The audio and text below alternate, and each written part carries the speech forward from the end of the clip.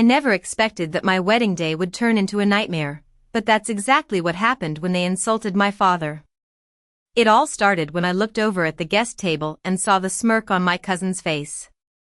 My dad, the one who had been the rock of our family for decades, was sitting there, quiet, dignified, and completely unaware of the storm that was about to hit. As the ceremony went on, I tried to focus on the happiness of the day, but then it happened.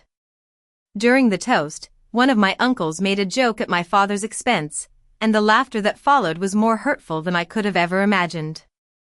The smirk on my cousin's face deepened, and I felt the sting of the insult cut through the air.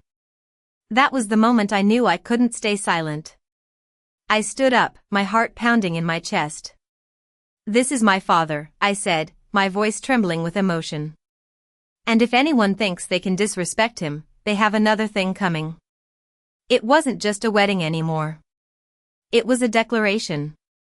I made one announcement that would change everything for them. As the words left my mouth, I could feel the weight of the room shift. People who had once been close, who had smiled at me just moments before, now stared at me with cold eyes.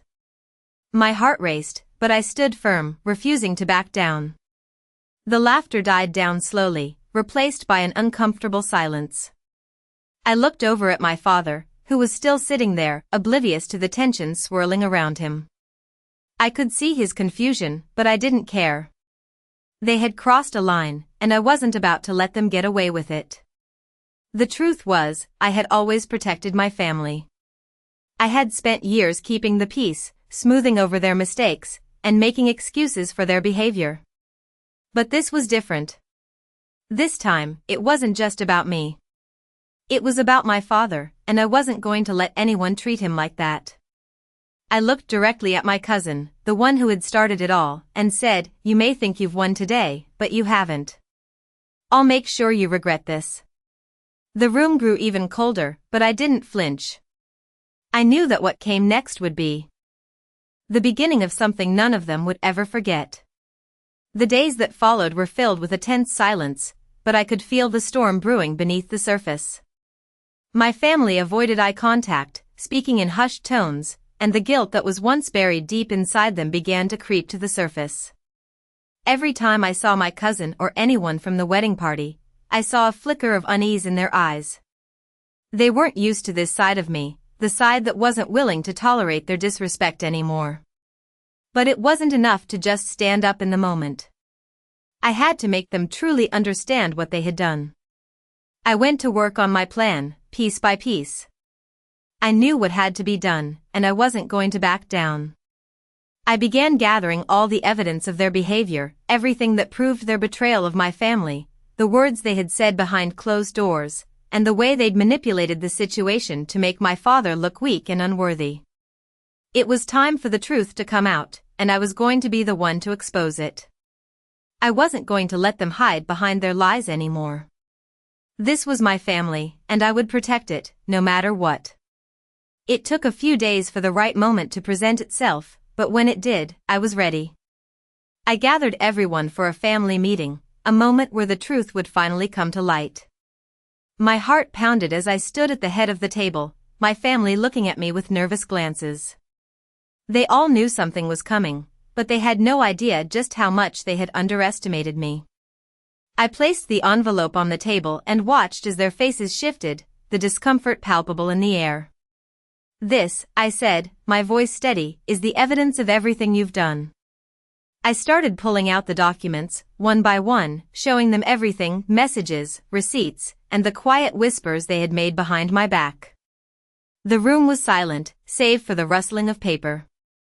The realization hit them all at once, the shame flooding their faces as the truth unfolded in front of them. I could see it in their eyes, regret, anger, and confusion. But there was no turning back now. The damage had been done, and they could no longer hide from their actions. It was my turn to take control, to make them see what they had done to my father and to me. The room was still. No one spoke. The only sound was the soft rustle of papers as I laid everything out in front of them. I could feel their eyes on me, their gazes shifting uncomfortably from one face to another, as if trying to find an escape from the reality that was unfolding. But there was no escape. They had underestimated me for too long.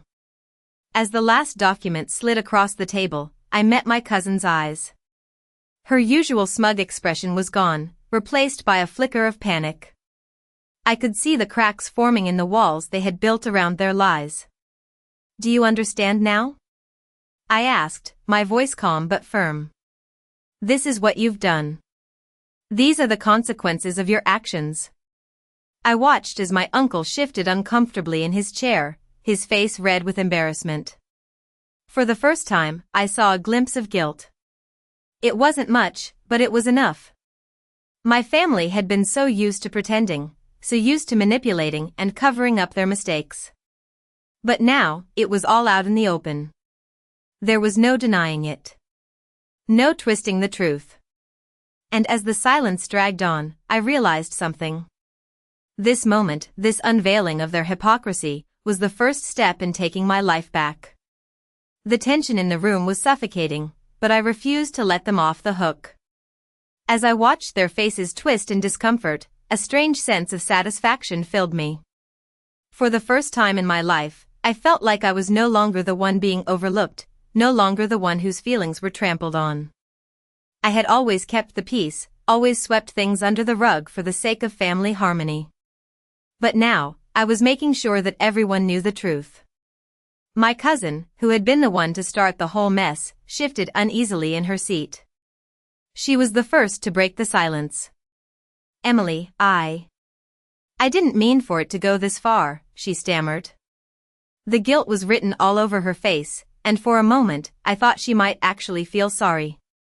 But I wasn't ready to let them off that easily. "It doesn't matter what you meant," I replied, my voice steady, "the damage has been done." I could see her glance at the others, seeking support, but none came. They all sat there, silently, as the weight of their actions finally settled in. I didn't need to say anything more. The truth had already done its work. The next few days were filled with tension, but I knew I had to stay strong. I wasn't about to let them think they could walk away from this. I could feel their eyes on me, waiting for me to break, but I didn't. I stood firm, no longer the meek family member who always kept the peace. My cousin, who had tried to brush everything under the rug, now avoided me. The guilt was too much for her to hide. She no longer spoke with the same confidence she once had.